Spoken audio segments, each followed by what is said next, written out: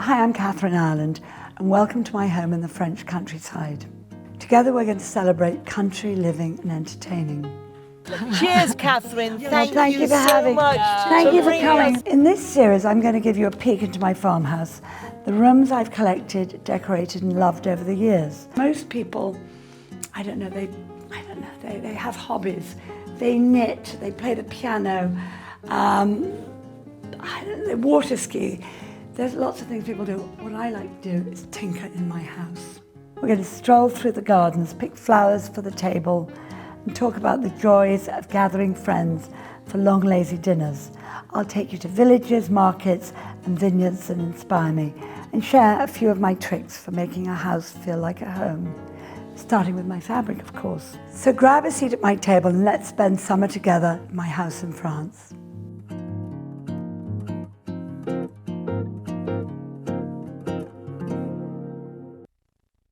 Welcome to France, Homeworthy. I can't wait to show you around.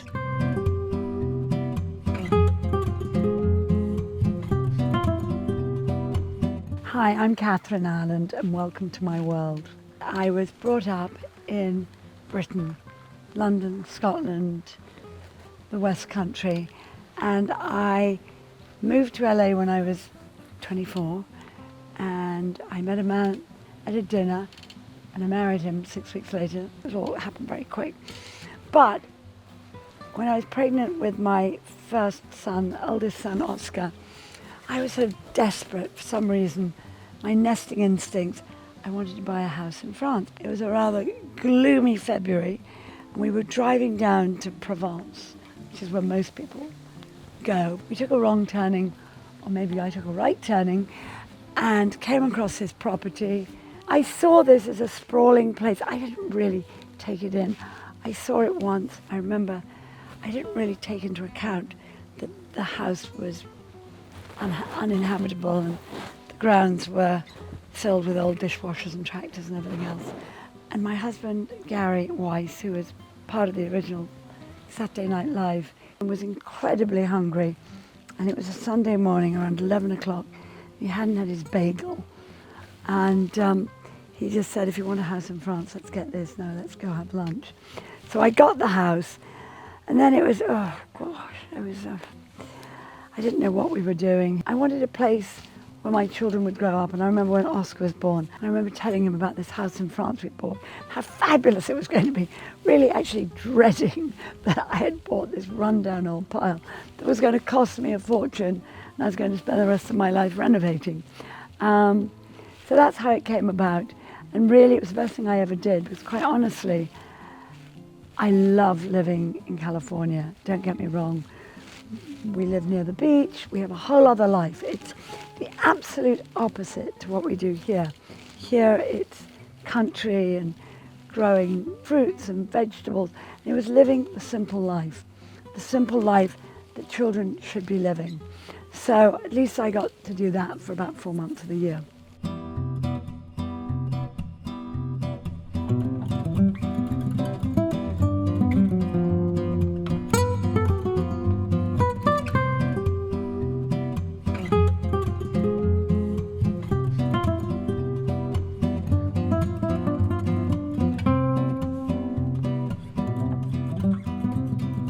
This was an old farmhouse from about 1820, the main house, which I renovated. It was an absolute, verging on derelict, although there was a lovely, lovely farmer and his wife that lived here.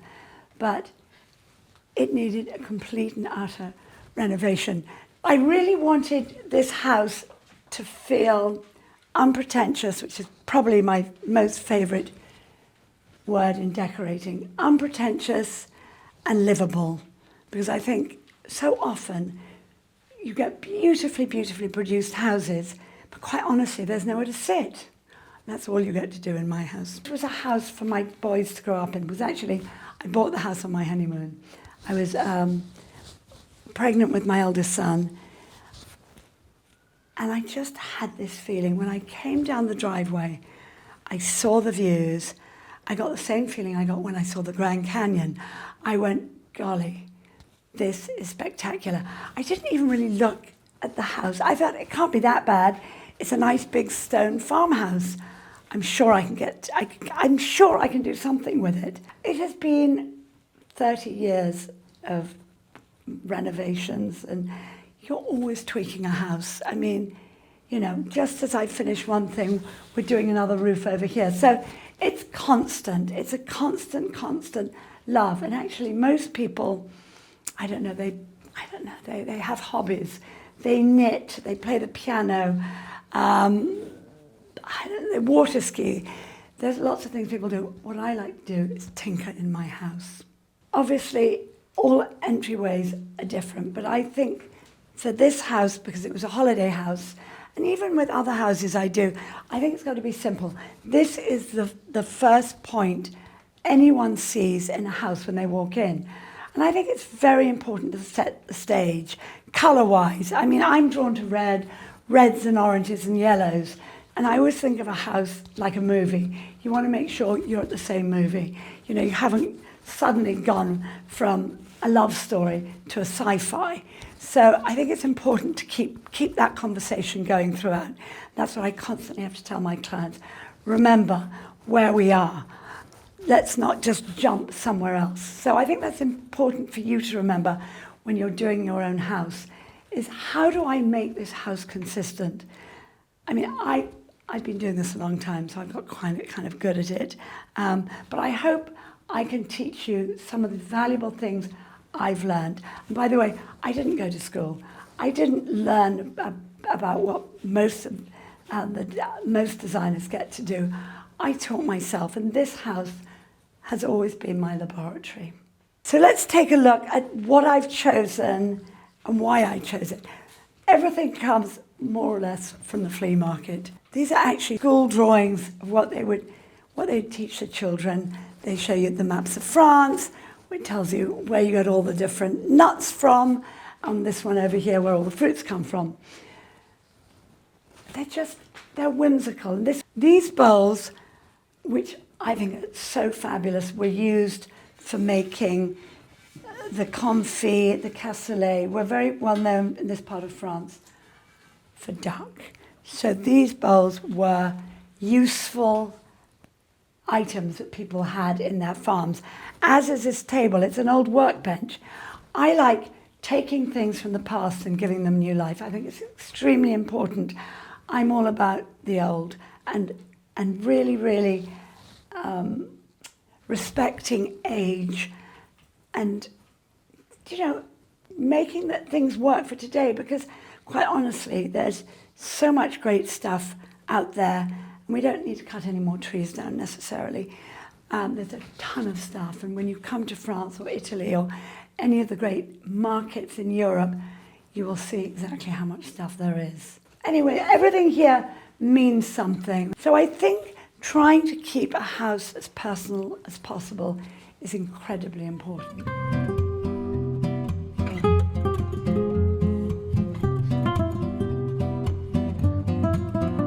So this was actually the old cow barn, believe it or not. When we bought the house, it was full of these local cattle called blonde d'Aquitaine with the most beautiful palomino pink. My husband was quite keen on keeping them, but I knew that at some point we'd need a nice big large kitchen. So again, this was all done completely from my gut feeling, and I think that's what houses are. Houses speak to you, or they speak to me. They tell me exactly what needs to be done. So the important part for me was to make sure the house was a home. Nothing was too precious. It was somewhere where the kids could run wild, and if they broke something, so what? So that was the criteria. This was going to have so many people passing through it every summer, and I didn't ever want to get cross with anyone for breaking something. So most of what you see is all very easily replaceable. My textile line was born really some years after I bought the house, and so as we go through the house, you're going to see a lot of fabrics, and they're all mine. They're all my design. And I just think, again, because it's something I've created, it makes this house extremely personal to me. This one here is actually from my very, very first collection in '97. I just redesigned it, so we flipped the colours. It used to be a saturated background. I then turned it, so the background is now cream. And funnily enough, it's still one of my best sellers. So this room was going to be the heart of the house. And it was going to be kitchen, living room, summer, winter, all year round, because I really saw myself living here full time. I did not want a kitchen that was a kitchen that had endless built-in cabinets. It was very important to me that this read and felt like your living space. So as you can see, I've got very minimal actual built-in cupboards. I'm a big believer in taking everything with you when you leave. So not that I'm leaving, but the Arga's quite heavy. That took, I know, a couple of days to have built. They build them on site. Every English house has an Arga. They're these amazing, amazing stoves, and instead of ever turning up the heat, you have the boiling plate over here. I'll show you. Here's the boiling plate, and then that's the simmering plate. And it works very differently from traditional cooking, because then you put it into the different ovens. Here I've got 450, 350, 250, and 150. The 150 is actually for putting your Wellington boots in to dry them. And the dogs love, love, love lying in front of the Arga. So this is essential to every British household. I just added this extra shelf here because I have so much stuff. I have acquired, pots, as you can see, candlesticks. I buy them pretty much thinking they're going to go to a client's house, but quite often they never leave. All the pictures you see are all painted by myself, my kids, my friends, and I also do these design retreats. I had actually 2 this summer, and everyone paints. We do art in the big barn, and I mean, some people take their pictures with them, or some people like to leave them here. That was my favourite one from this summer. It's my version of a Morandi. I just like all those colours, yellows and greens. But as you'll see, there's nothing here that's precious. And I'm a big believer, by the way, you're probably wondering, why do I have such small glasses? Well, I cannot bear my rosé to be warm. So I give people little short pours. Quite honestly, the amount of drinking one seems to do in the summer, it's quite a good idea. Just have these little glasses. And you find them everywhere. You find them in the flea market. I think they use them for sherry or one of those drinks that no one anymore has. Oh, unless the vicar comes for tea, then you bring out the sherry. One of the things I am adamant about when you buy a house, especially an old house, is that you look at what's already there. You look at all the light fixtures and you say, where else can I use this? This particular light fixture was in the original kitchen over the original table, which I still have, which is over there. So I moved it. And actually, since then, I have reproduced this. I've reproduced it in a house in Long Island. Actually, my ironworker did it just from a photograph, which is pretty fabulous of him. But it's just a lovely piece. It belongs in the house. It's part of the house. And I think you have to be so careful when renovating not to pull the guts out. People over-restore. Over-restoring a house is just such a no-no to me. The soul of it goes. The spirits go. I know I'm not talking we want a bunch of ghosts living with you, but the years and years of what came before you and what is part of what makes up a property. So the house is a mishmash of local finds, fabulous big George Smith sofas, which are just so comfortable. And I've had these for a very, very, very long time. I got left a little bit of money by a great aunt, and instead of most people would have gone and bought a car, I bought myself some very comfortable sofas. Collecting. You know, people always say, what makes a collection? Well, you've got to have at least 5 pieces to be in a collection. And one summer, my great friend Christopher Howe, who has an antique shop in London on Pimlico Road, he used to come and stay with me to buy stuff for his shop. And we had this game throughout the summer when he came to stay that we would start collecting something. So we both found one of these jars, and the idea was that whoever found the smallest got to keep the whole collection. And he was so chuffed.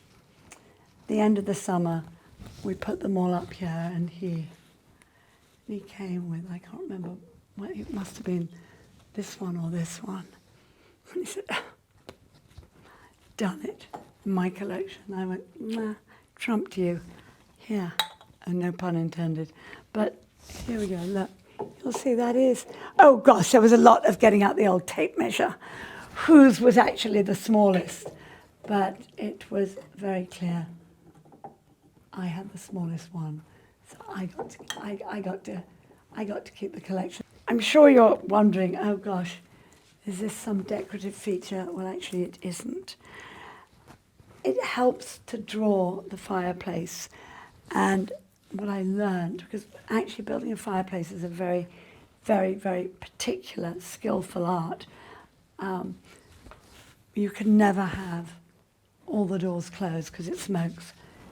So this piece of fabric, which is a bit of a leftover piece, we put up, and the difference between having this here and not, this completely helps draw the fire.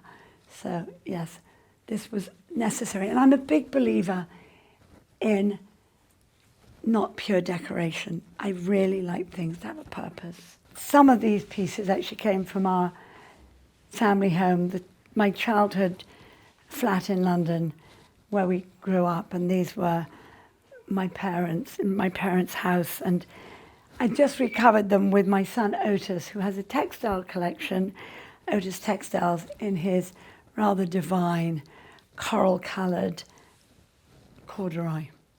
So I think a house is about pieces you inherit. This came from my aunt. This was a little table from her.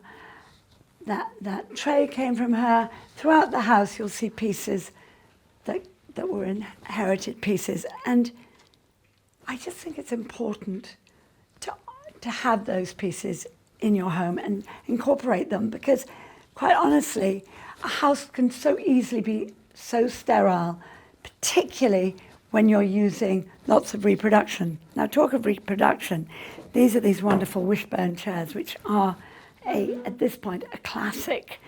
I actually get to use them quite often in jobs, but I think they are fabulous, and they work so well with a pair of 19th century Victorian chairs.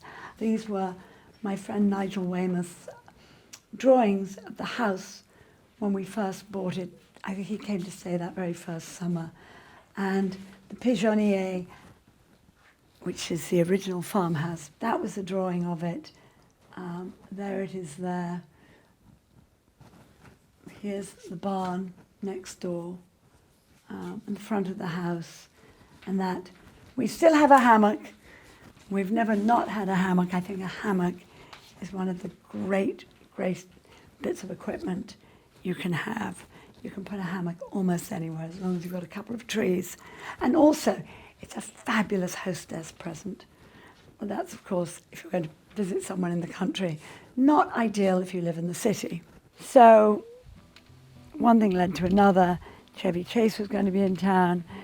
Gary said, find a stage. All of a sudden, I was not the girlfriend, I was a producer. And then I had to go to Pottery Barn, and we got a couple of chairs. And I suppose my first foray into interior design was, I decided on, I'm sure with Gary, that we'd paint the site pink. And then we went on to do all these other music videos. I don't know, Donna Summer, Irene Cara. We did Me and Julia down by the schoolyard for Paul. We did the Bangles Walk Like an Egyptian. George Harrison, Got My Mind Set on You. And that was my my little bit of production. We were going off to Warner Brothers, and as we were going out to the valley, I had a copy of World of Interiors in the car, and I knew that George didn't want to do much in front of the camera. And so I was flicking through World of Interiors, and I saw this library. I had this idea that George would sit on a chair and we'd have the room come to life. So all the heads that were on the room, and there was a parrot in a cage, and we did all this animation. It was great. It was a really fab video, and I loved working with George. So that was how I got to buy this house and the house in Santa Monica. Pillows and lampshades are the thing that have just kept it all ticking over for the last however many years. So yeah, filmmaking was really intrigued me. I loved it. I was good at it. I could bring things in on time and on budget.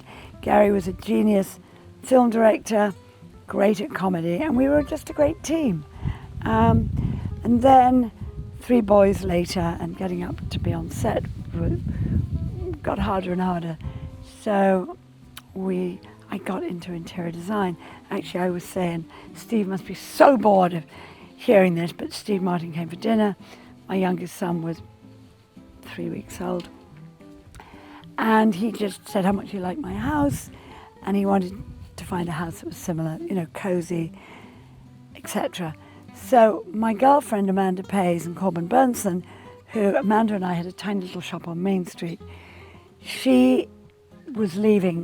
They were leaving to go back and live in England, and they had bought this little cottage up Benedict Canyon, up in the Beverly Hills, and they had added on to it, and it was fabulous. It was this rambling English cottage, absolutely not what Steve was used to. And I took him to see it, and he said, love it. So he bought it, and then of course, one always forgets you see a house, but then the furniture gets taken away. And so you have to find furniture. And he looked at me and said, what do we do now? So I worked with Steve for multiple years, and it was a great relationship. I mean, I had 3 small children, so I could stay at home and do what I had to do. Anne, who's here with me still, she was working, helping me. So it's just that the design business has evolved from being one client to multiple clients, but I know exactly how rooms work, how houses work, how to renovate and restore, which is a talent in itself.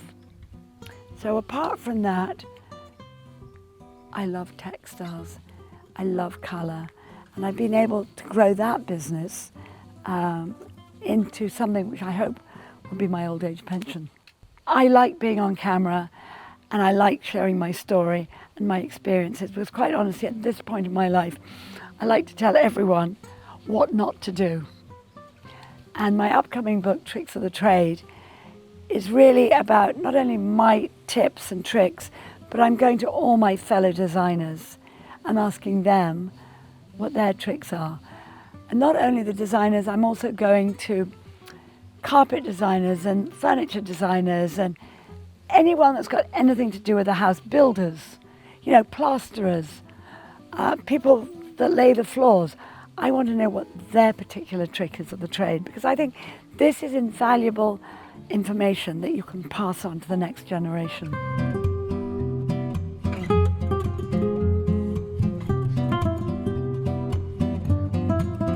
I love this room. It's cozy. All the pieces in front of the fire came from my grandfather's house in Egypt, where my mother grew up. So back again, talking about things from your past or your family's past, because I think that's really what makes a home and what gives your family a sense of history. I think it's so important. Art to me is one of those things, gosh, look at that. It's all piggledy-piggledy, but it doesn't bother me. Some people get obsessive about their pictures being straight, but oh dear me. There we go. And curtains, as you can see, there are a few moth holes here. I'm going to line these curtains this winter. Perfection is a word I never use because perfection is sterile. Perfection is very, very, very uninteresting. So imperfection is one of my key words in decorating. Quite honestly, anyone that wants perfect, I'm just not the girl for them. I wanted to fill this room with some of my books, and there's something incredibly comforting about books. I will come in here and I'll pick up some of my old books and I will look at them and reread passages. Oh, and here's my very first visitor's book. So I had 3 volumes of visitors' books, which is really fun. No one is allowed to leave here without signing the visitor's book, just FYI. So if you do come and stay, remember, if you don't get to sign the visitor's book, it means you're never being invited back. These were my kids. This is one of my kids' sculptures. I tell you what, they're really useful. Door stops. So you're going to see them all over the house. I use them as door stops.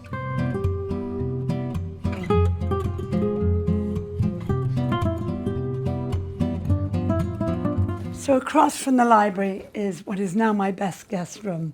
It was the former kitchen. All these fabulous curtains and things came from a show house I did for Kips Bay some years ago in New York. And they're beautifully interlined and lined, heavy curtains. So when I remembered I had them all, I just thought, aha, we're going to redo this bedroom. And this is my favorite, this red paisley. I would actually like a room that is just upholstered. The walls are upholstered in this red paisley. That'd be my idea of perfect. This sofa was one of the first things I bought when I got the house, and it was great when the boys were little. I could always have one of them sleep here, or if a couple come and stay and they've got a young child, or even 2 young children, they can both sleep on this sort of head to toe. So this is a very useful piece of furniture. Look at that patina. It's wonderful. This is French, gosh.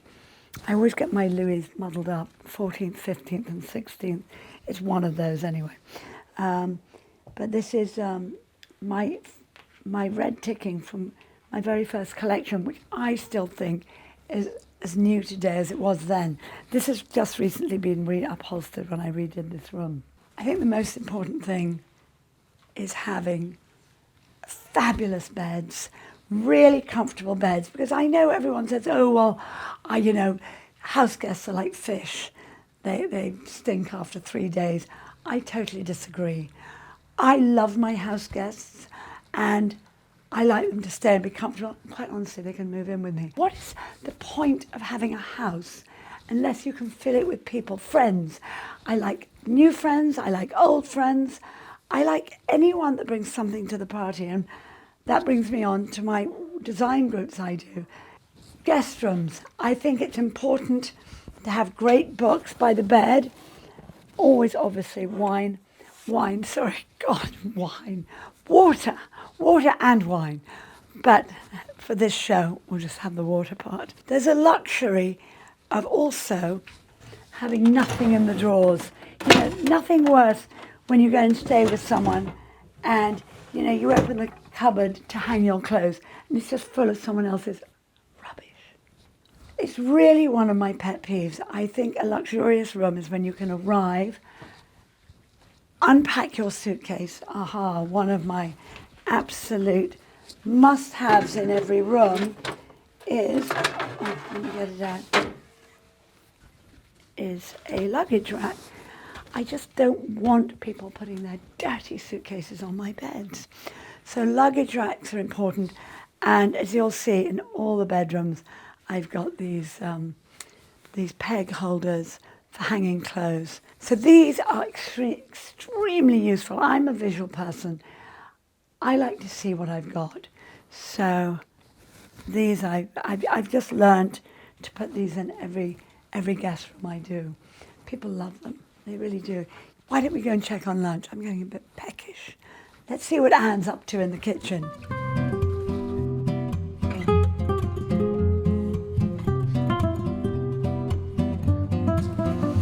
Oh, Anne, what's going on in here? Oh, look at this. We're nearly ready for Delish. lunch. Quiche has Oh just my come out of the God. oven. Oh, it's my favourite. That's a great local bready. Is it a brevi? That's a cow. It's from a local farm, though. People I know quite well. Oh, They good. go to the local market. Anne and I have known each other for a very, very long time. I'm not going to tell you exactly how long, but we Keep worked that a together in secret. LA. We went to LA, to Santa Monica at the same time. We lived on the same road, and Anne looked after the first little shop I had with Amanda Pays. And then Anne was moved back to England, and we started the fabric collection. And I said, oh, gosh, yes, go back to England. That's a really good idea. You can have a showroom. You can have a Kathryn Ireland fabric showroom. So that's what we did. We worked together for many years. Anne now is my neighbour, and we're going to go visit Anne tomorrow and see her fabulous house. And yeah, anyone that ever says that I am difficult, I always say, ask Anne, ask Lucilla, and ask my beloved Gloria, my housekeeper, for 35 years. Because when you have really good friendships and relationships, they work. They just always work. I don't think we've ever had a bad word. I don't think we have. You do No. get quite tired of me sometimes. I just You get know- tired, full stop. Just get No, tired. you get tired of me bombarding you with things to do. Anne helps me with the design retreats. It's been with me basically for the last few weeks, helping get the Practically house sorted. Living here. Living here, helping, doing anyway. So, yeah, I have to say we're good old friends. Our kids have grown up together. And Anne gets to spend more time than I do in this part of France. I get to spend 4 or 5 months here, so that's great. What are we having, Anne? Well, we have over there, we have a roasted vegetable, parmesan and basil quiche. Yum. We have potato salad from the farm down the road. Potatoes You mean all those potatoes we're getting brought through? home by Kathryn. I know. I think I found this big box of A crate. potatoes full to the brim. And I thought they were for me. Because last time he made us carry them up the hill. And I just popped them in the back of the Land Rover. And then I suddenly thought, I bet they must have been for one of the local shops. Maybe they're one for someone One of the else. local markets. Because I mean, how am I meant to eat all these potatoes? I have to go and give him some money. I feel terrible that I haven't. That looks really good. Oh, and this day old baguette will be perfect once That's going in the you've oven. warmed it up, thrown a bit of In a water minute. on it. Like I know how to cook, but I do. There's a leftover potatoes from last night. Are we having those? Well, no, they're there because people are snacking on them. I did Oh. make you some mayonnaise though. I know you like it. Can we keep those for the chickens? I'll go take them down to Yeah, the chickens. absolutely. Anything like that, Yeah. we'll take it down The to the chickens. chickens. This is tomato mozzarella salad. It's local tomatoes which are really ripe. Mm. They're Cœur de Boeuf tomatoes, so they are very good for salad. And we've got some mozzarella, some buffalo mozzarella. We're just gonna scatter over it. I put some basil already, and then a bit more olive oil. We just can't go wrong. This part of France is known as the kitchen garden of France because the produce here is bar none anywhere else. I mean, you think that, don't you? And as does our friend Daniel. Everyone thinks It's that. amazing. It's amazing. I mean, it really is. Because you get the sun and you also get the rain. Which is a great, great combination for fabulous food. I love having cheese because, quite honestly, at lunch we can just have cheese and a salad. You Talking of totally which, should we have a salad? Green salad as well. Yeah, we can.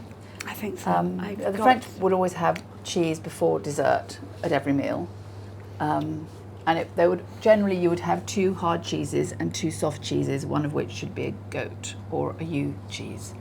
There's our We have a goat. goat. These are our 2 soft cheeses. These are our 2 hard cheeses. We don't have a blue cheese because they're a bit more for the winter. But I do have some Stilton from Fortnam the Masons. Oh, you do have very fancy. Why Should we don't get it out? Yeah, do let's. I saw it. I've been giving my finger, rather like Nigella Lawson. Shoving my finger in. This was a very nice house guest present to me, which is rather fabulous. Oh, I mean, nice. normally you don't. It's like bringing coals to Newcastle. Potted Stilton, As delicious. they say, coals to Newcastle, Cheese to France. cheese to France. But when they're from Fortnam's, Yeah. it's really rather special, can do it. rather fabulous. What was that one? Potted That's shrimp? Stilton. I think Oh God, lovely. they're both Stilton, but maybe this I rather like the containers. They're beautiful.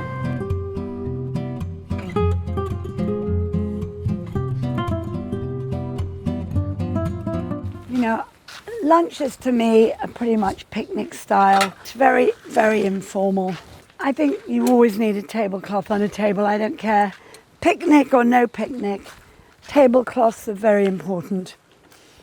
It makes the food look fresh, and it looks like you've bothered slightly. This fabric is actually one of mine.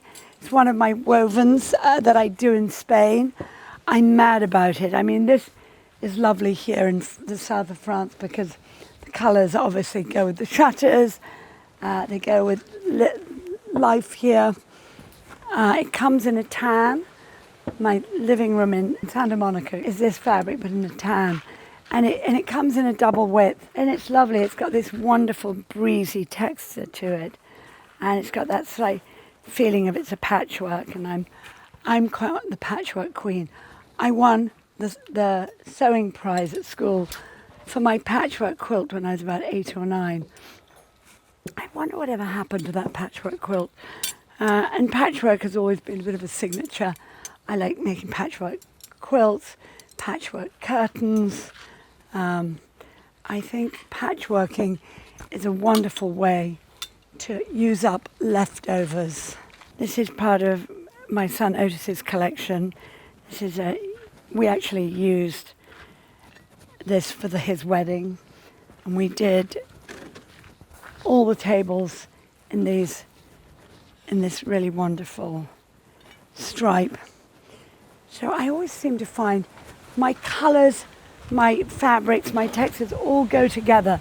So when I go into my napkin drawer and I just pick out, I don't know, whatever's at the top of the pile, they always go. Because my sense of colour, everything works well together. And I don't know if that's a mistake or just how it is.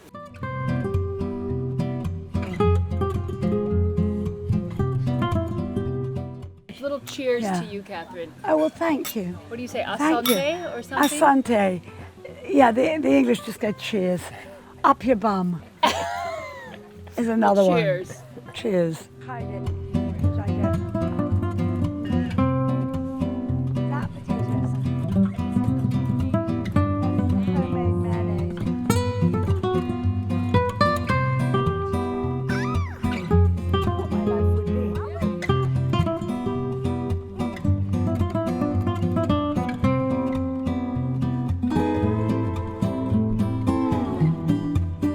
Here's my bedroom. I think it's possibly one of the best rooms in the house. I also get to hear everyone that comes down the driveway. And there's gravel around the driveway, and I was told by my friend who lives in a chateau in the Loire, is they put gravel around a house so that you can hear the intruders. It was very useful for me because when my Arabs got out of, those would be horses, by the way, when they got out of their field, they would circle around here to find me, and I could always hear them. So there was many a night I'd get up and have to get them and put them back in their field. But again, we've got the high ceilings, all these memories that my kids have created. I don't know, those stars have been above my bed for many, many, many, many years. And it's so fun now that I can share these moments with my granddaughter. The bedspread here is my Indian mirror fabric, which I, funnily enough, make in India. I've always, since a little girl, loved this mirror fabric. It's playful, which is what I'm all about in decorating. I like things to be unassuming, fun. I like you to have smile. I like smiles to come on people's faces when they walk into a room, because that's what always amuses me, is to have something that makes you go, oh, that's fun, or that's charming, or whatever else. But I like this because it's got that little bit of multicolour to it, so it almost will fit in any room.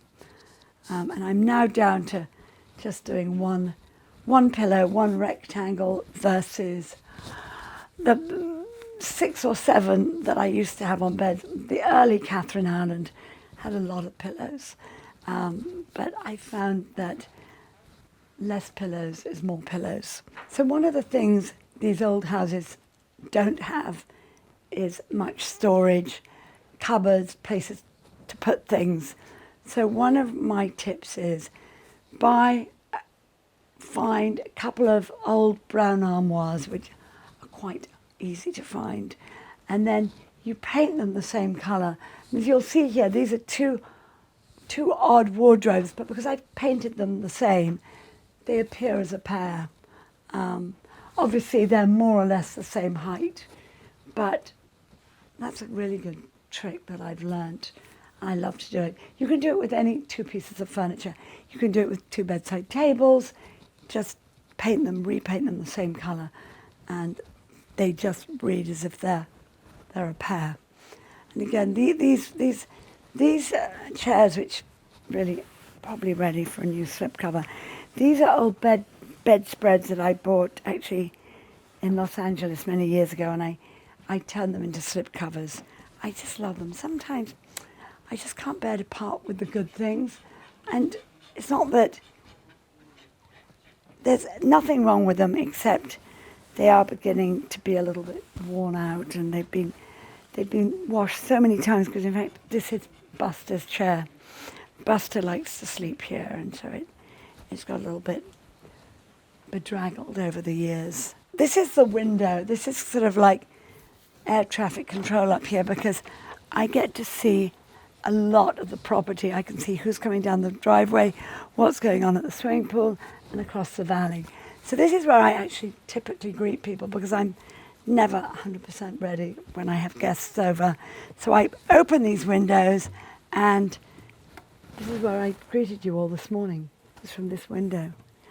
You were down there looking up at me, and I was here. So I get to really survey the property and the land, and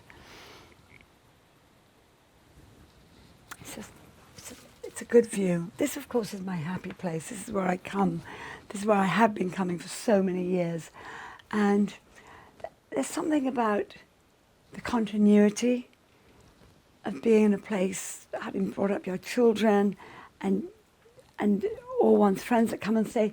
There's something about this property which is very, very special. And, you know, you look at pictures of houses and you think, oh, that's lovely, I could live there. But you can't ever buy a house sight unseen, I don't think, because you have to physically stand on the land, put your feet on the earth and feel it. And, you know, some houses and some bits of land have got energy that doesn't necessarily go well with you.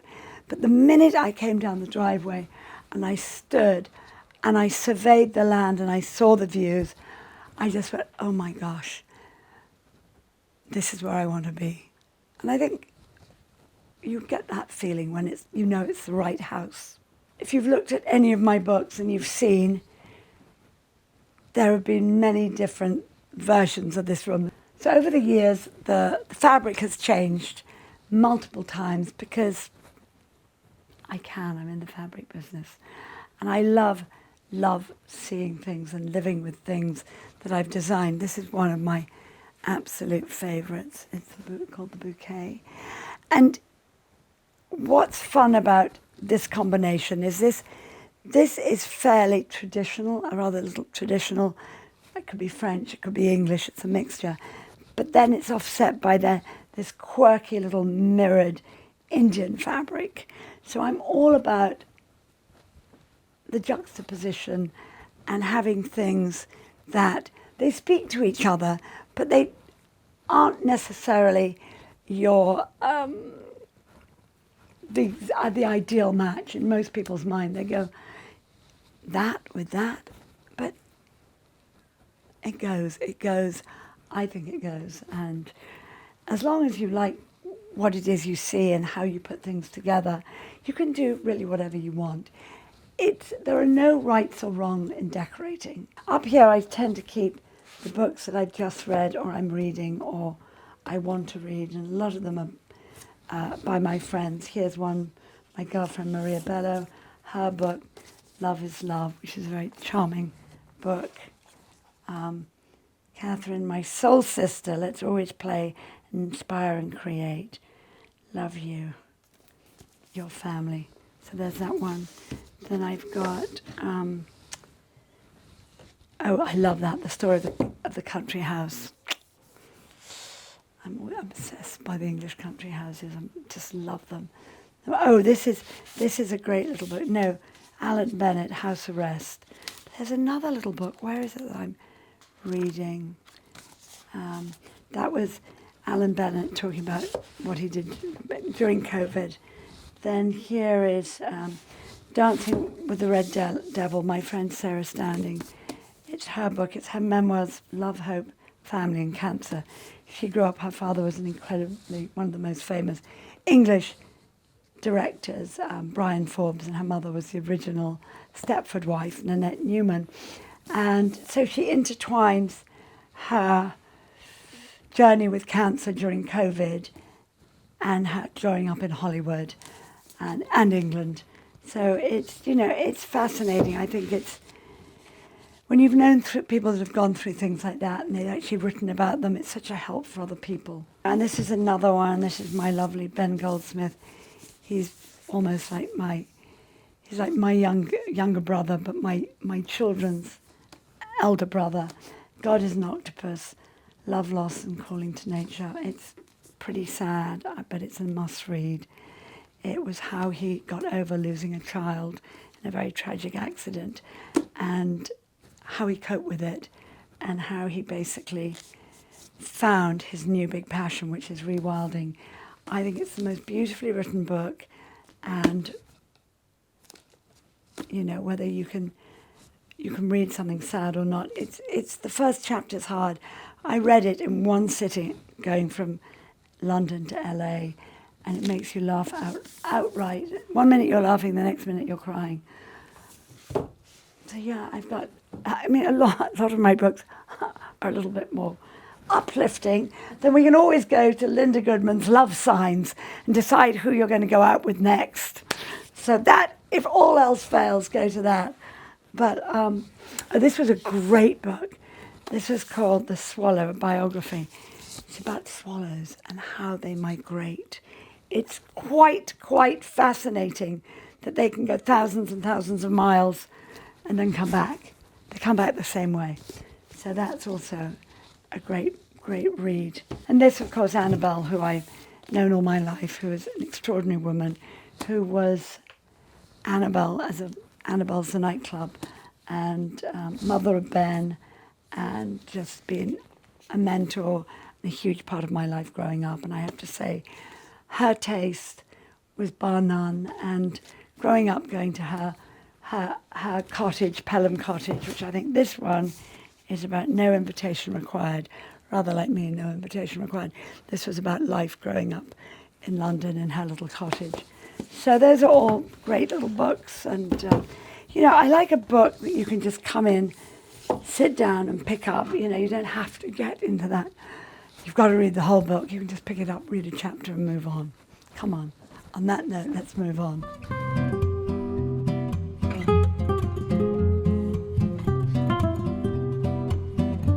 So the bathroom is, in fact, my most favourite place. Bathrooms and laundry rooms are two rooms that I think are extremely important. I've always wanted a big bathroom. I've always actually really wanted a bath in the middle of the room, but I got a pretty good bathroom. I think this must have been another bedroom because there weren't very many rooms in this house originally. So I wanted the most important thing, apart from obviously having a shower and a bath. I'm a bath person, but I wanted to have a chair in the room. I really wanted people to come and sit here, and once I was bathing the kids or friends would come up here, this would actually be my little quiet space or my inner sanctuary. And this is where I like to invite my absolute best friends and just a little get away from everyone and the noise, and let's come up here and have a sit down and a chat. So yes, this is one of my favorite rooms. When I first did the house, and I knew nothing about anything, but all I did know, and I'd learned from my mother, was when in doubt, keep your canvas plain and simple. So white, off-white. The tiles are white. I've never, ever had a reason to change this room. I mean, it just works. It's simple. It's got great light. As I said, like my bedroom, I can see everything that goes on from here.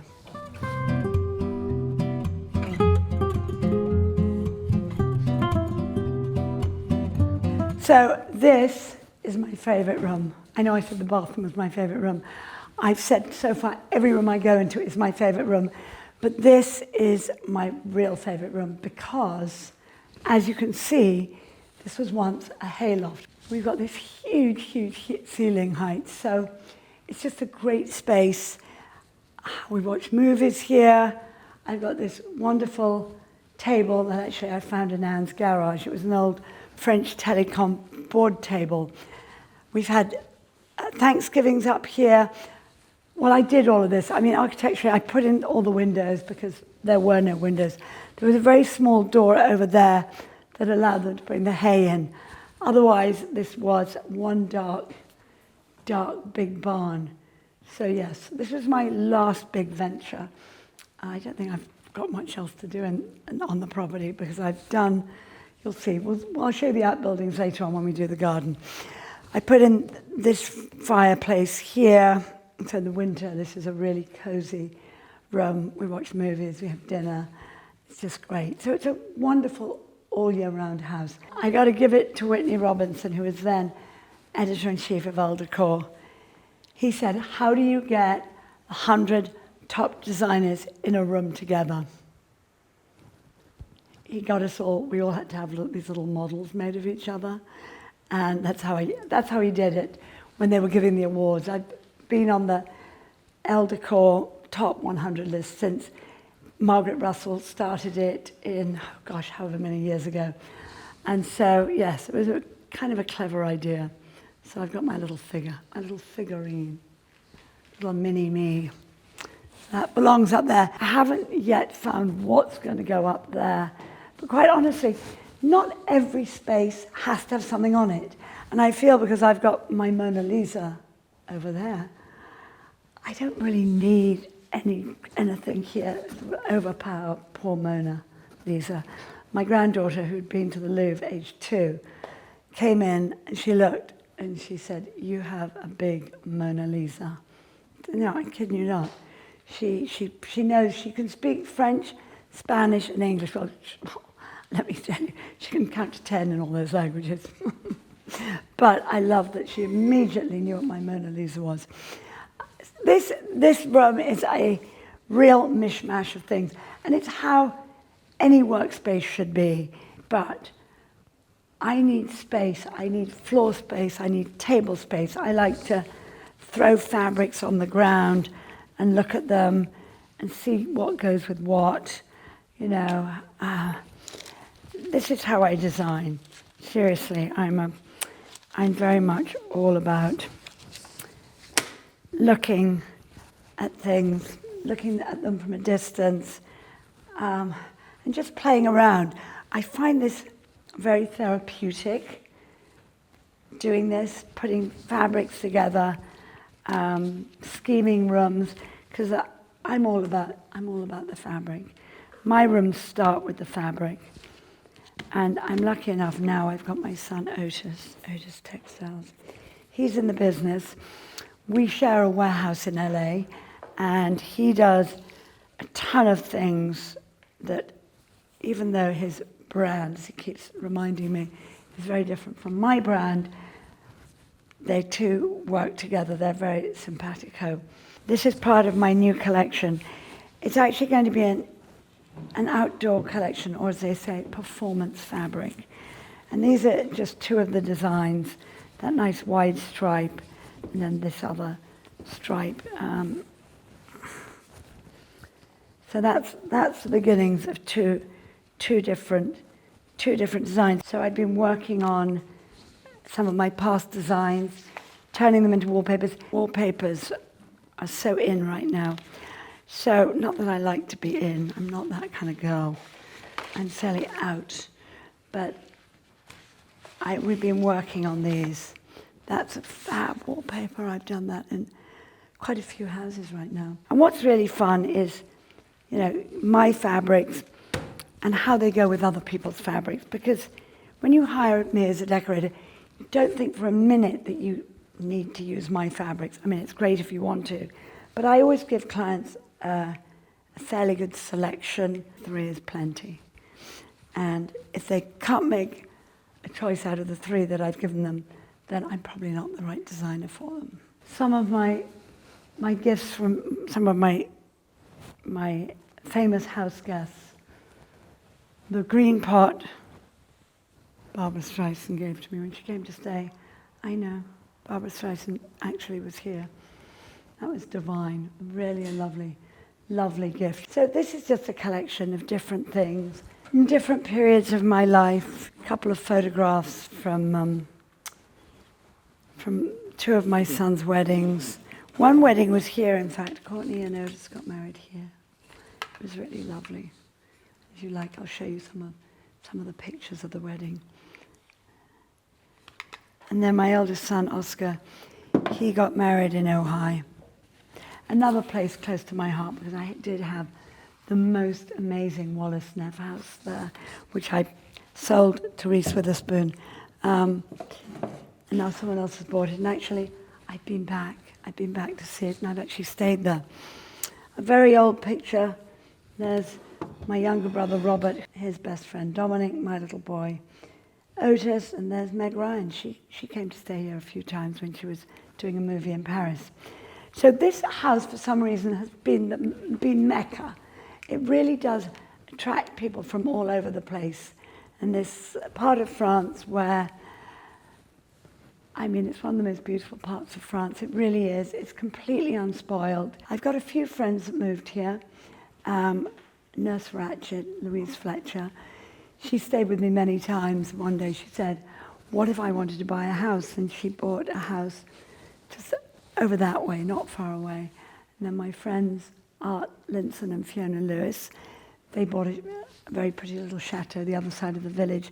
And then Anne Halsey, who works with me, she lives not far from here either.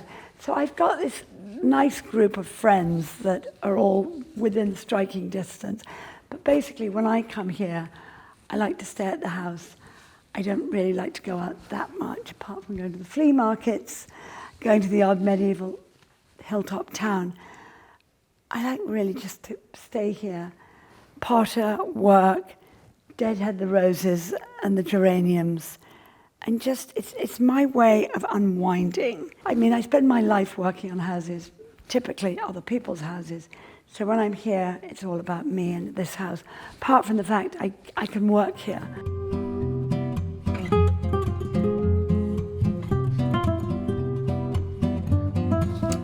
So growing up, this was the boys' bedroom. Here's a very good example of how I like to layer, how I like to use colour and pattern. I mean, these slip covers that I put on these wicker beds, this toile is from my second collection. This is a blanket, a fabric I did. It's a linen woven plaid. And then over here, you know, people say to me, how do you put all these different colours and patterns together? And I know for some people it might seem a bit strange, but basically the palette, the blues all speak to each other, because as I do my own printing, you know, I can coordinate the blues. So all of these but speak to each other in some way. They're different. I mean, that's based on a Balinese batik. That came from my very first collection, which was an old Provençal quilt. And this was just, I call it storybook, because when the kids were little, I used to tell them these stories. There was always a castle and a swan and all these different things in it. And so that was my storybook, and there was a volcano. So it's storytelling. I think fabrics is a way to tell a story. And everything that you put in a room, this is my story, this is my adventure. We all have our own adventures, and that's what our houses should be to each and every one of us. We should make it individual. Don't try and copy something you've seen in a magazine. Get inspired, yes, but go on your own journey and and really look at what you're doing and how you're going to use a room.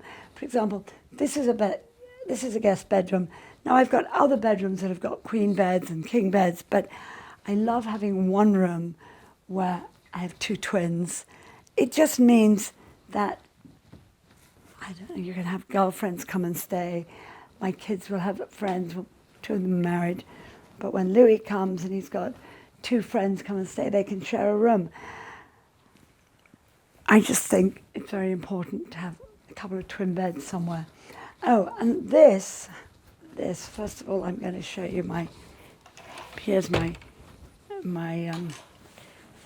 patchwork. My patchwork curtains. You see, what I do is I do very large patches. So it's not like you're going to have to sit there forever.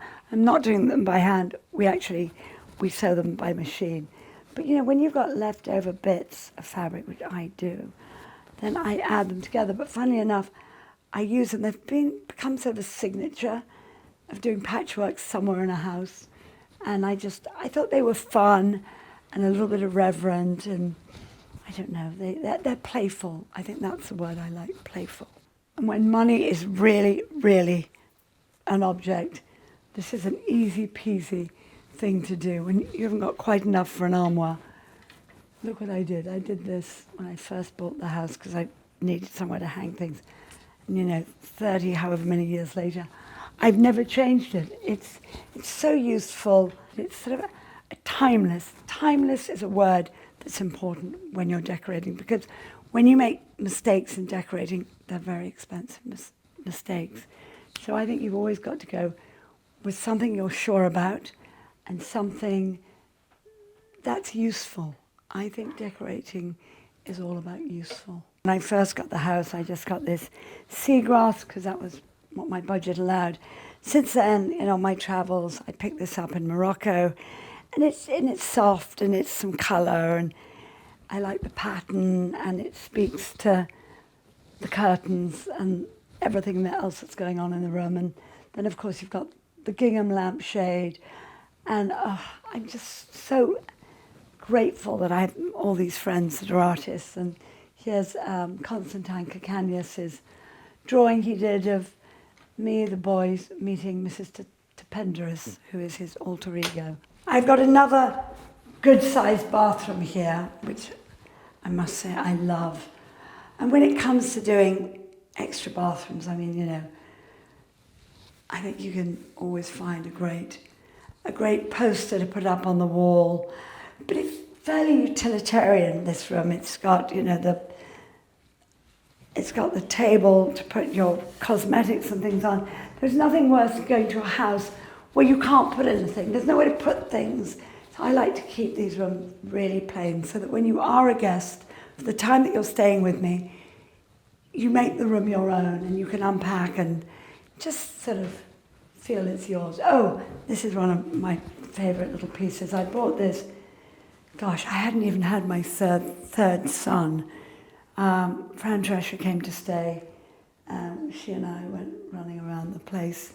It was before she did The Nanny. Part of Fran's inspiration was, I think, coming to stay here with me and my two boys, and then going on to stay with Twiggy. So yes, this means a lot to me. It's just a nice, I don't know, 40s little iron mirror that she and I bought together.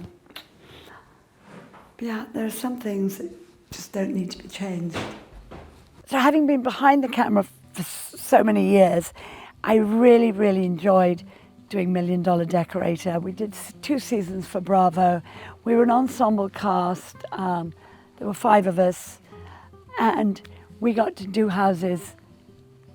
I mean, houses. We got to renovate them, decorate them, etc. It was fun. It was a sort of jokey show. It made people laugh. It was entertainment, which is basically, you know, you want to learn a bit, but you also do want to be entertained. I had done a show in England called Design Wars, where it was a live show, and it was 3 weeks we were on the air every day, and I was representing, again, there were 5 countries.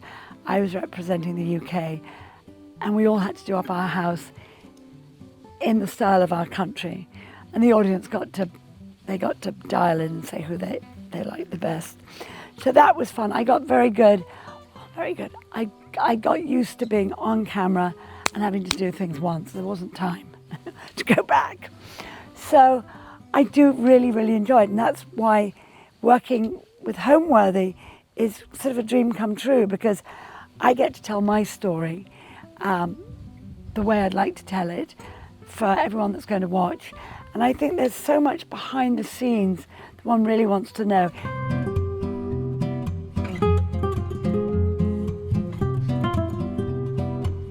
This is my gallery ode to my children, because as we go up here, we're going to their wing. Well, it was their wing. And I just love all these paintings. This is one that Oscar did. Who knew at the time that he was going to end up being this surfer dude? I mean, he's so obsessed with surfing. He's actually moving to La Jolla for a year. And then this is my Louis one, which is cute. My mum has blonde hair. She likes going to her shop and occasionally cooks me dinner. Thank you, Louis, for that one. So yes, this is all there. This is the attic. And I personally sanded the floors down, and I personally plastered the wall. I'm no great musician, but I always like the idea of drums. And this is how I wake the boys up in the morning. I haven't played the drums, and I don't know if they even work.